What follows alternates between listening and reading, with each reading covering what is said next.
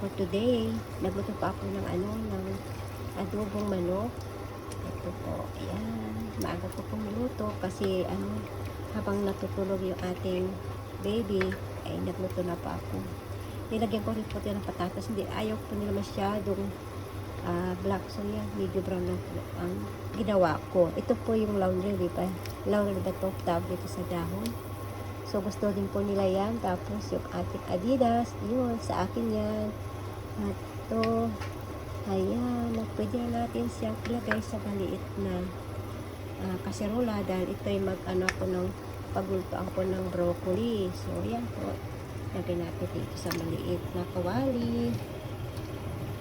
Ayan, aga po ko nagluto para pag nagising ating baby, hindi na po ako makapagluto. Ganito po talaga ang buhay ng OFW. Hindi po natin hawak ang oras. Kaya ikaw na po ang ano po ang routine natin sa pagluto at paglinis ng bahay. Kasi all around po tayo dito. Kaya hindi kayo mag-isip-isip po kayo kung gusto niyo mag-abroad. Ito po ang buhay ng manggagawa. Yung nga sabi ko sa inyo, inuulit ko, ang manggagawa po ay swertihan lang po, parang sugal. Ayan. So, ito po at tinupuan. Ilagay ko na rin po yung ating sabaw. Iupo na lang po yung fire para ito, kasi gusto po nila yung may patatas. So, ayan. Ito, nilagay ko na sa maliit na kaserola. Ayan.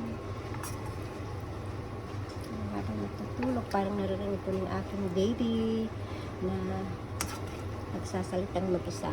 Ayan. Ito po ating adobong manok. Napakasarap po. Yummy. So, ayan po. At tayo'y magigisa na rin ng broccoli. Ayan, nakikita na po yung gravy. So, kaya po makita, mas medyo madilim. So, ayan na po siya. Ang ating adobo. Yummy.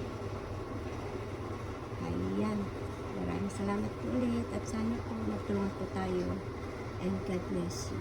Bye.